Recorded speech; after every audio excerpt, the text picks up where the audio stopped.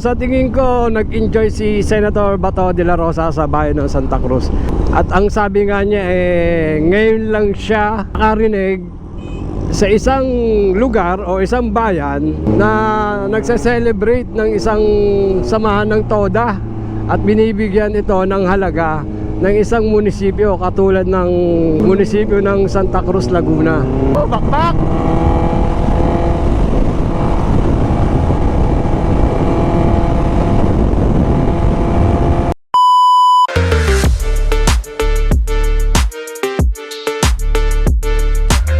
Yon guys, magandang hapon. 3:54 PM. On the way tayo sa Santa Cruz, Laguna. Samahan nyo ako guys. So pupunta tayo guys sa Santa Cruz, Laguna. Syempre sa Quezon Puti Festival nila. Ika 20th Quezon Puti Festival ng bayan ng Santa Cruz. Huling gabi na ito guys ng Quezon Puti. At makikisaya tayo doon. At makikirak-rakan tayo.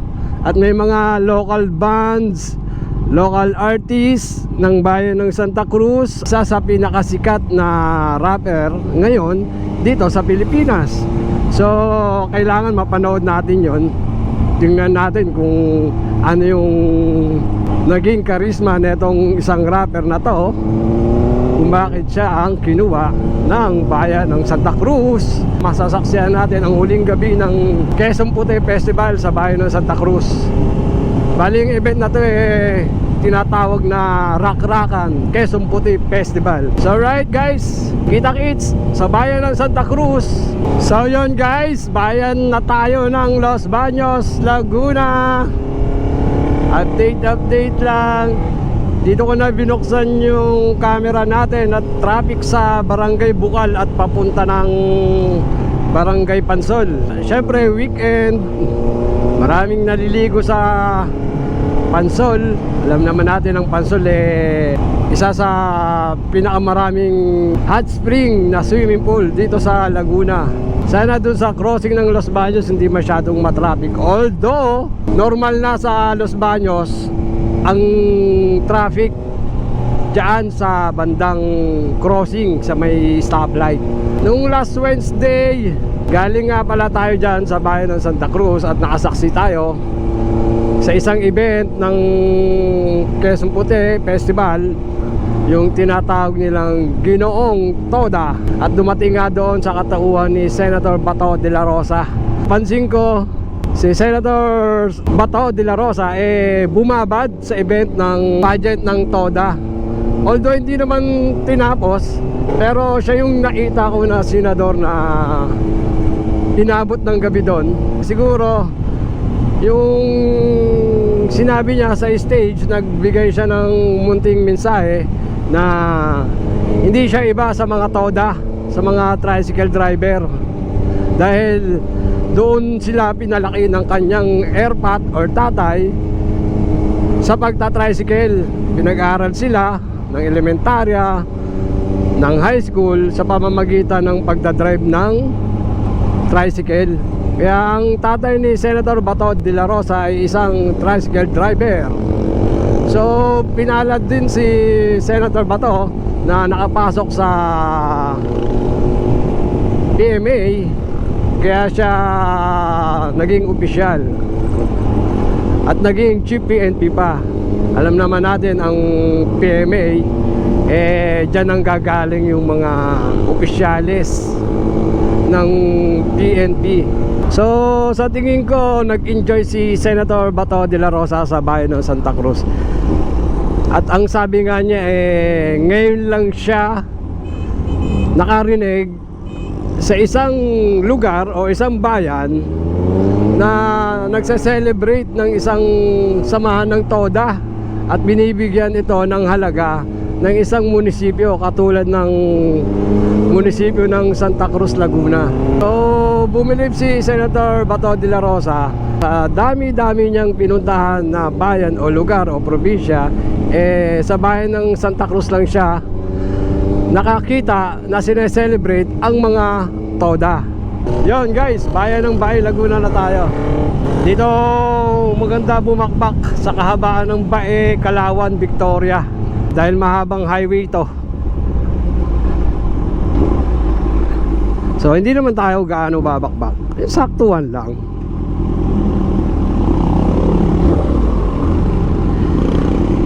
Bae Town proper kaliwa, FT San Luis kanan. Etong kanan na to, tagos to, papunta ng Santo Tomas, Batangas.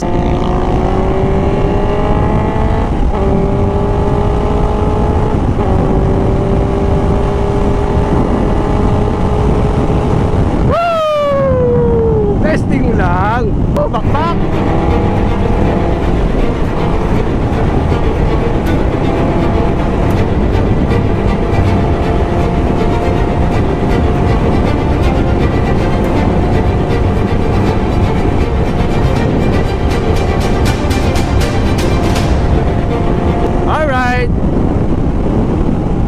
Yung kahabaan ng bayan hanggang Victoria, yan yung maganda ihataw dito kasi malawak ang kalsada, tapos espaltado. Pero ingat-ingat din kasi may mga biglang tumatawid dyan. Huwag tayo magpaampante tulad niyan, di ba? May mga tumatawid bigla. Kailangan malayo pa lang, nakatingin ka na dun sa pupuntahan mo kung may tatawid o wala, para naka-ready ka na. So bayan na tayo ng Victoria, Laguna.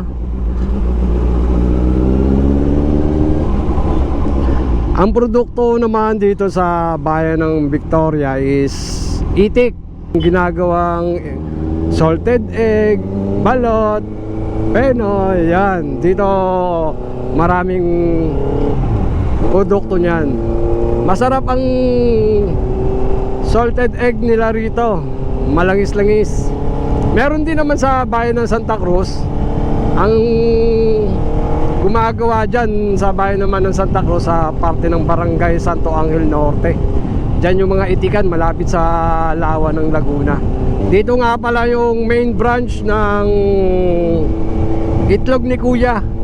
Yung mga nabibili sa Maynila or Manila na mga itlog ni Kuya, ang itlog niya kulay puti pero salted egg siya. Dito yon, madadaanan natin yung pinaka main branch nila. Dito sa may Barangay Bukal, Calamba, Laguna, may tindahan sila dyan, branch nila yan. Pero sa Manila, may mga seller sila. So yung pinaka main branch nila, dito madadaanan natin, malapit na. So ito guys, bandang kaliwa, ayun yung signage nila, kulay dilaw. Itlog ni Kuya, breakfast. May karindira din sila dyan, kainan. Ito isang hilera na to, mga salted egg din yan. Kaya kung mapapadaan kayo rito sa papunta ng Santa Cruz or papunta kayo ng Pagsangan, madadaanan nyo yan. Stop lang kayo dyan para may pasalubong kayo kung saan kayo pupunta, o pauwi kayo ng Manila o pauwi kayo ng probinsya. Kung dito kayo dadaan sa National Highway na to, bandang kaliwa yung itlog ni Kuya, hile-hilera yan, iba-ibang tindahan. Pero mas kilala dyan si itlog ni Kuya. Pero ang nagbebenta lagi dyan mga babae. Dapat itlog ni ate, no? At dito na nga tayo guys sa bayan ng Pila, bayan ng Pinagpala. Dito sa Pila, hindi ko alam kung ano yung pinagmamalaki nilang produkto rito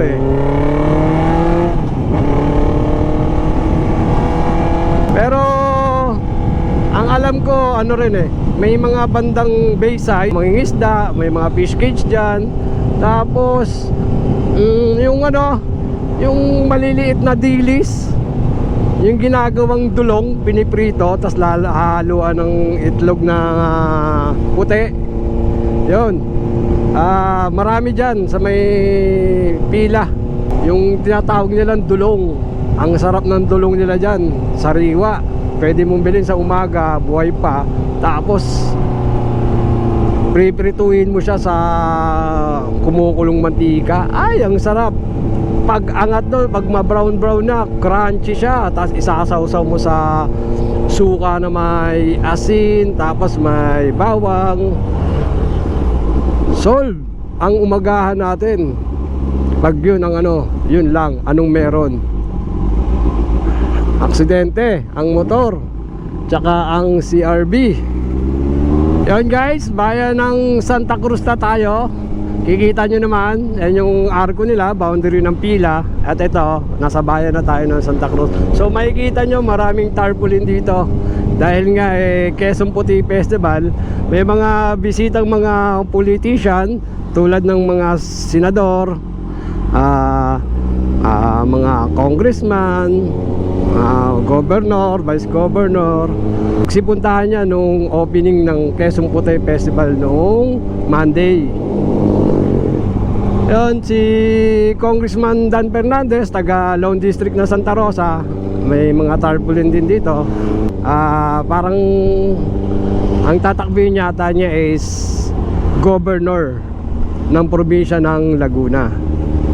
Ang Santa Cruz, Laguna, sa pagkakaalam ko first class municipality dito sa sa ika-4 na distrito ng lalawigan ng Laguna. Kasi alam ko etong mula Pila, Santa Cruz, Pagsangan, tapos boundary ng Quezon, yung Luisiana, Cavite, tapos boundary naman ng Rizal, Mabitak, Santa Maria,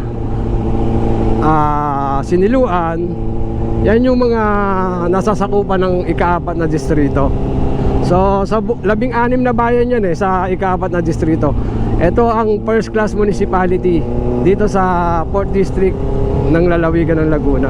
Ito guys, yung nasa kaliwa natin, LSPU, Laguna State Polytechnic University. Guys, andito tayo sa Barangay Bagong Bayan. Etong Hill Quezon Puti, dito tayo namimili ng Quezon Puti. Masarap ang Quezon Puti nila dyan. Maganda bumili dyan oras ng 1:00 hanggang 3:00 para bago yung gawa nilang Quezon Puti. Para pag uwi nyo sa Manila, fresh pa yung Quezon Puti, ilalagay nyo na lang sa rep. Tapos bago nyo ibiyahe sa Manila, kailan mas maganda nakalagay sa styro, tapos may yelo. Dito sa Bagong Bayan nga pala ginagawa ang Quezon Puti. Ayan guys, nandito na tayo sa poblasyon ng bayan ng Santa Cruz. Ito yung tinatawag nilang Malaking Tulay. So nilagyan nila ng decoration yan, pati yung gilid ng wall, breakwater wall, pininturahan nila, nilagyan ng design. So pagdating dun sa dulo, kakaliwa tayo kasi may mga na rito, may mga tiyanggi-tiyanggi tsaka pagkain. Kaliwa tayo rito.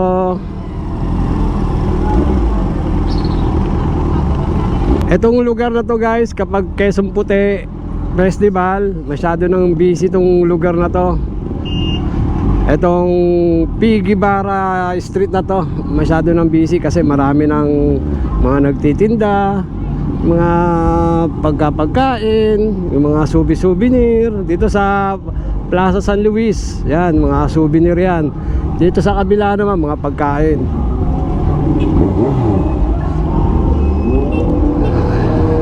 So kaya busy ang mga tao dito ngayon, lalo huling gabi ng event.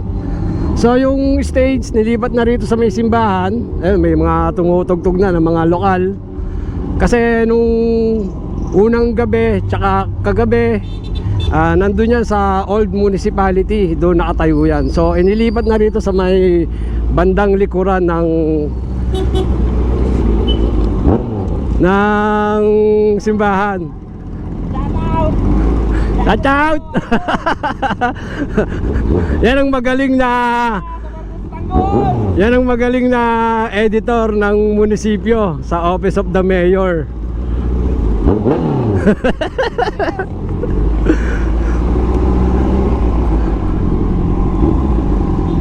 Wakali tayo rito.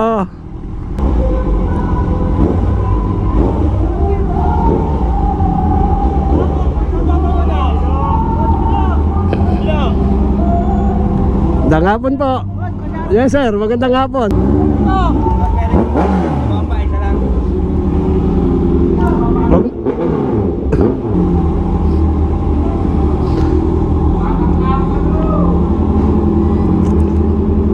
So guys, andito na tayo sa bayan ng Santa Cruz. Iaayos lang natin tong motor natin si Tanggol.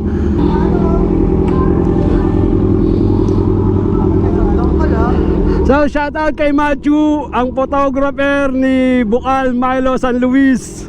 Si Hepe, musta Hepe? Busy. Boss Jack. Musta Boss Jack? Pahinga muna tayo, idol. Pahinga muna para bumalik yung lakas. So guys, hanggang dito muna ang ating video.